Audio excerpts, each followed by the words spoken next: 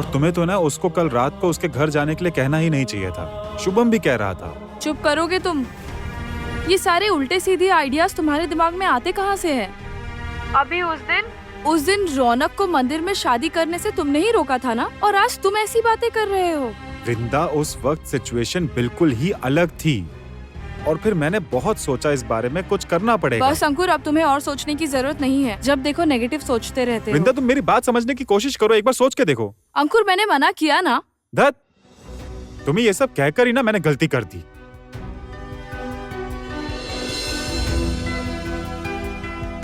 पागल लड़का। कोई कुछ कहता है तो हमें उस पर यकीन करना चाहिए ना। इतना कुछ सोचने की हालत में तो वो है ही नहीं इस वक्त भैया। और सब कुछ पता है हमारे प्लान के हिसाब से ही चल रहा है भैया, समझे? अरे वो तो होना ही था।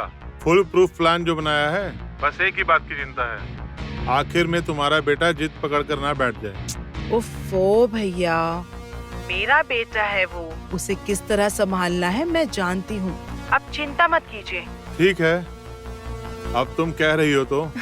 और अपना ड्रामा तो मैं एकदम आखिरी में शुरू करूंगी, ताकि किसी को कुछ सोचने का मौका ही न मिले। सुनिए माँ, मैं जरा बाहर जा रहा हूँ। अच्छा, मैं क्या कह रही थी ना, दरअसल बर्बाद करने के लिए अब हमारे पास बिल्कुल समय नहीं है। अब कुछ दिनों में शादी है, बहुत सारी तैयारियां करनी है, तो अभी मैं रखती हूँ, ठीक है?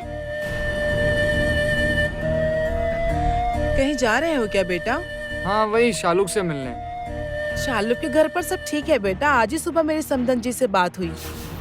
आपने वहाँ फोन किया था? हाँ, नहीं तो क्या बेटा, समधियों से बात किए बिना शादी की तैयारियां होती हैं क्या? अच्छा बेटा, तुम्हें मेरी एक बात माननी पड़ेगी। हाँ। देखो, शादी को तो अब कुछ दिन ही बाकी है ना, अभी तुम उस घर में ज्यादा फोन वगैरह मत किया करो। हाँ, शादी की तैयारियों के वक्त ना ये सब अच्छा नहीं लगता बेटा। नहीं, मैं तो बस शालुक की तबीयत। मुझ पर भरोसा रखो, जो जरूरी होगा मैं करूंगी।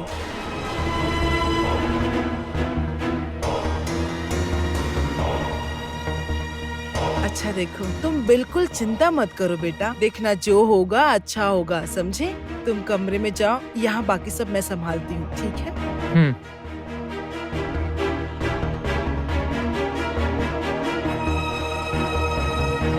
बड़ा भोला भाला है मेरा बेटा, मैंने कहा और इसने विश्वास कर लिया।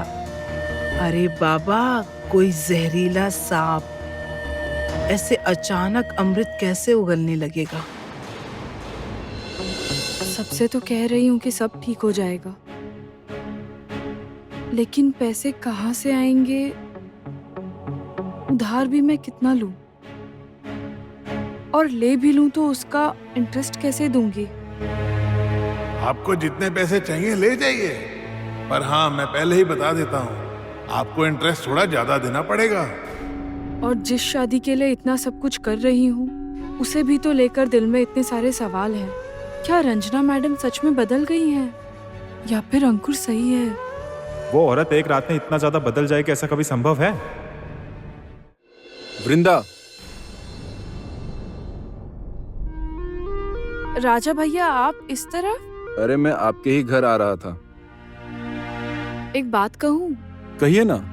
देखिए, मैं ना आपसे बहुत छोटी हूँ, आप मुझे तुम कहकर बुलाएंगे तो मुझे ज्यादा अच्छा लगेगा। अच्छा ठीक है। दरअसल आप, सॉरी, अच्छा हुआ कि तुम मुझे मिल गई। ये कुछ बैग्स है, तुम ये घर लेकर जा सकती हो। क्या है इनमें? इनमें जो जो मंजरी ने बताई थी वो सारी गिफ्ट की साड़ियां हैं। उसने मुझे जोड़े के बारे में भी कहा था, लेकिन कुछ फाइनल करके नहीं गई थी, इसलिए जो फाइनल करके गई थी वो मैं तुम्हें दे रहा हूँ। ओ अच्छा, याद आया, आज तो तुम लोगों के वो गिफ्ट्स वगैरह भी सजाने थे ना, तुम ये ले जाओगी ना? हाँ राजा भैया, ले तो जाऊंगी, लेकिन इनके पैसे तो। वृंदा, रहने दो अभी पैसों की बात। नहीं, ऐसा कहने से थोड़ी चलेगा राजा भैया। मैंने मंजरी को जैसे जैसे बताए थे, ठीक उतने के उतने ही पैसे लूंगा, आप बिल्कुल निश्चिंत रहो। लेकिन देखो वृंदा, तुमने मुझसे एक बार कहा और मैं तुम्हें आपसे तुम कहकर बुला रहा हूँ, और तुम मेरी इतनी सी बात नहीं मान सकती। और फिर हम कौन सा है, कहीं भाग रहे हैं, है ना? अच्छा ठीक है, तो फिर आपको एक दिन घर आना होगा। जरूर आऊंगा। अभी चलता हूँ। हाँ,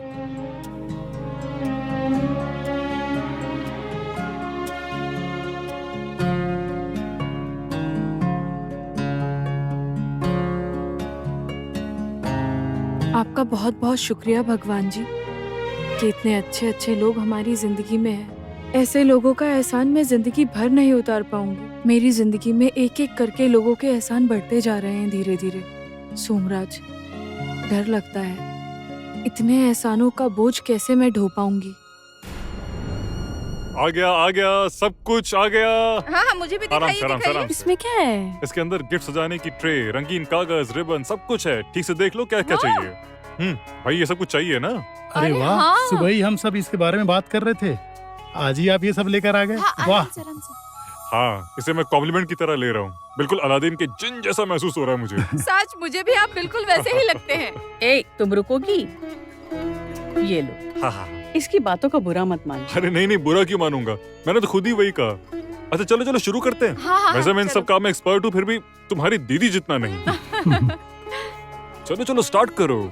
मेरी वृंदा जिस काम को हाथ लगाती है वो अच्छा होता है, पर तुम जरा देख लेना बेटा, इनका कोई भरोसा नहीं, कुछ उल्टा सीधा कर देंगे। आप बिल्कुल चिंता मत कीजिए आंटी, भले ही आपकी बेटी जितनी नहीं, पर इन सब के बारे में थोड़ी बहुत नॉलेज मुझे है। चलो जल्दी शुरू करो। हाँ हाँ हाँ।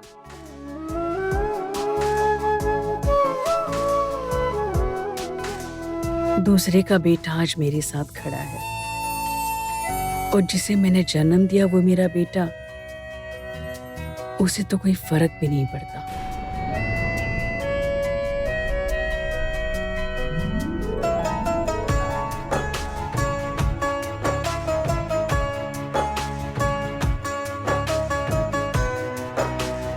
सोमराज, आप यहाँ पर? सरप्राइज। दीदी, दीदी देखो ना, सोमराज भैया पैकिंग और डेकोरेशन का कितना सामान लेकर आए हैं। आजकल तुम्हें देखे बिना रह ही नहीं पाता वृंदा। इतने दिन की छुट्टियां हैं, आपको देख भी नहीं सकूंगा, इसलिए मैं ही आ गया।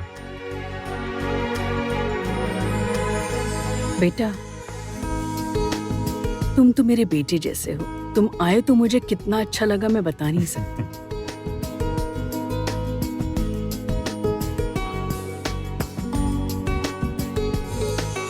सोमराज के होने से शायद माँ भैया की कमी भूलना चाह रही है, और शायद सोमराज को भी माँ से मिलकर अच्छा लगा।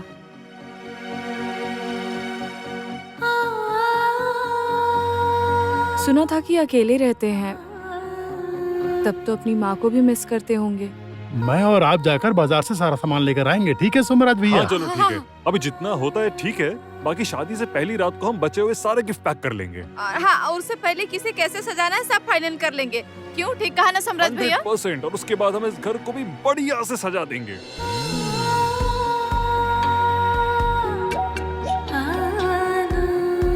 हाँ बेटा, तुम देखना सब